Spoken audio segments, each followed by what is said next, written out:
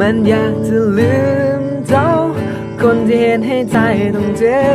บซ้ำคนที่เห็นให้ใจต้องพบความเหงาคนอย่างเจ้าเคยบอกอยากทำแต่ก็เห็นบ่ได้เพราะใจมันยังบ่ลืมว่าเจ้านั้นเคยสำคัญกับหัวใจของมันเพียงใดจึงอยากลืมเท่าไรแต่ใจก็ยังให้จำ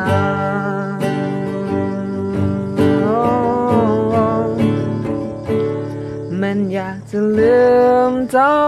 คนที่เห็นให้ใจต้องเจ็บซ้ำคนที่เห็นให้ใจต้องพบกับความเหงาคนอย่างเจ้าเคยบอกอยากจำแต่ก็เหตุบ่ได้เพราะใจมันยังบ่รู้ว่าเจ้านั้นเคยสำคัญกับหัวใจของมันละเพียงใดถึงอยากจะลืมเท่าไรแต่ใจก็ยังให้จำถึงอยากจะลืมเท่าไรแต่ใจมันก็